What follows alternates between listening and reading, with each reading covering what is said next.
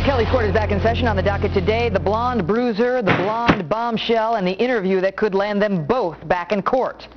Hulkamania going Hulkamaniac on his soon-to-be ex-wife Linda in a sit-down with Rolling Stone magazine.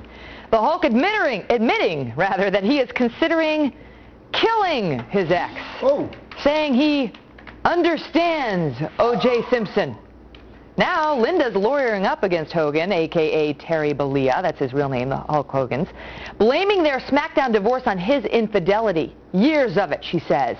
And she says she is considering legal action in the wake of his bloodthirsty thoughts. But does she actually have a case? Let's ask our panel.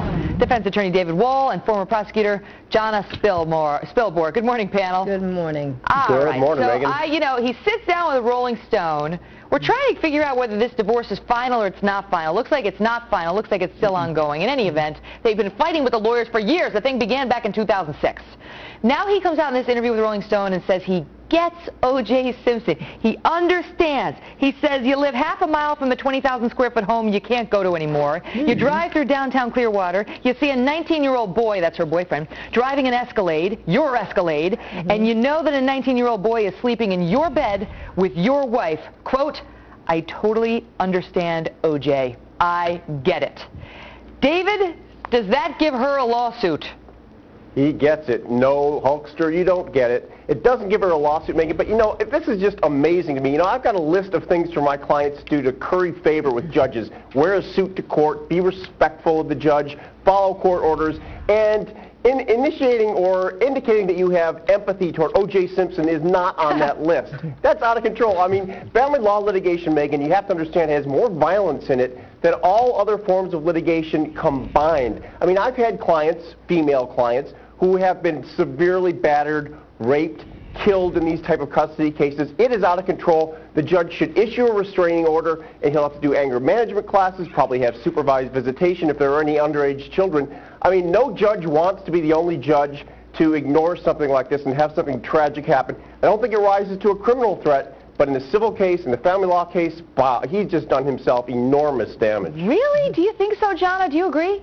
No, not at all. And think about it, guys. Divorce is not a happy time. And I don't feel the least bit sorry for Linda because she's got her finger on every single one of Hulk's buttons. And now she wants to complain because he says to a third party in an entertainment magazine that, I really want to kill my wife. Well, listen, if I go lay down in the middle of 6th Avenue and I get run over, I can't complain. And that's how I feel about that. If he had said it to her, hey, I want to kill you, I want to put a stake through your chest, that's entirely different. He did nothing like that. This is divorce.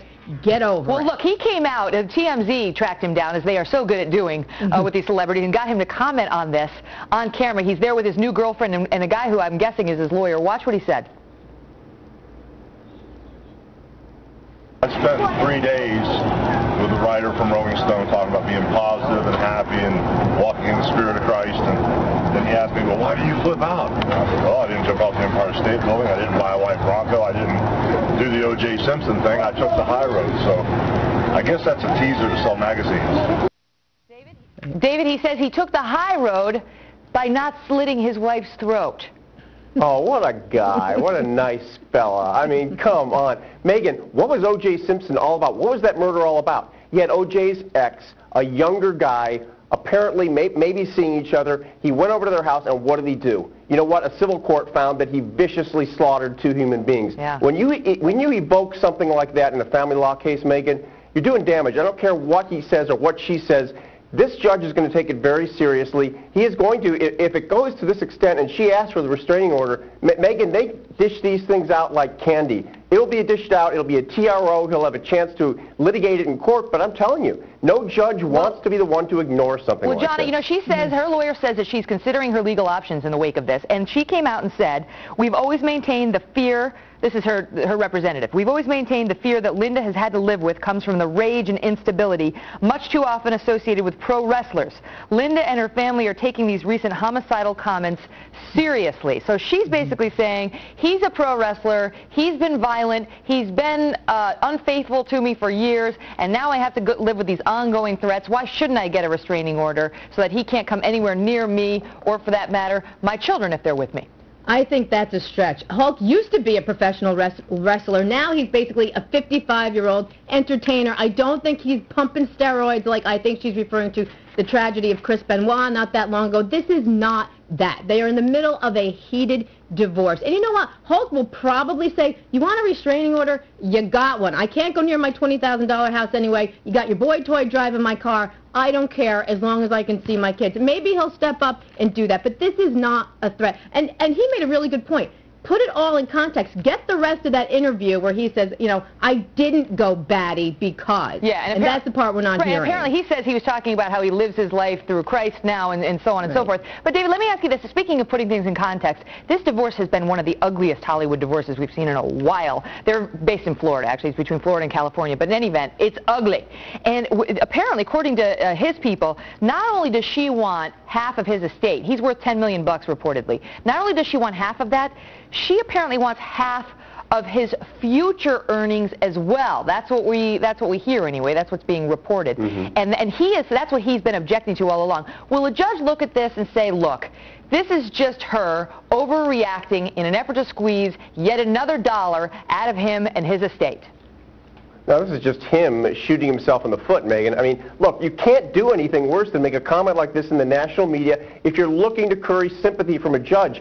I don't know that it'll affect the property division, Megan. That might not affect it at all. It's more likely to affect visitation with children or any contact he may have in the future with her. But it certainly is not going to get the judge to look toward him for anything favorable after he makes a comment like this, Megan. These cases are deadly. We got metal detectors in the court that I practiced in 1997 after a husband went up to a wife standing outside the family law court and just blew her away. I mean, these are far too dangerous cases to simply ignore a statement like this. You're not going to get any argument from the women here about the domestic violence or stalking violence, any of that. But the question is whether this is that. You know, this remark to Rolling Stone magazine, just talking about, like, sort of empathizing with the aggravation and the pain that divorcing husbands feel when they, like Hulk, watch their house, their wife, their life be stepped into by another man. In this case, her boyfriend's 19 years old. I mean, Jana, are we at the point in the system where we can have no empathy for a guy who makes a stupid comment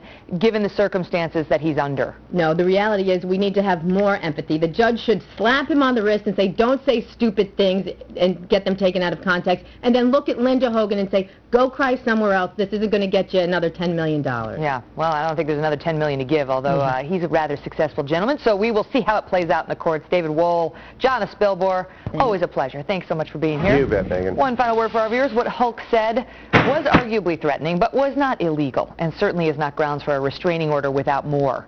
He was trying to express his frustration, apparently, with the legal proceedings and with divorce in general. That is not unlawful, but it certainly is sad.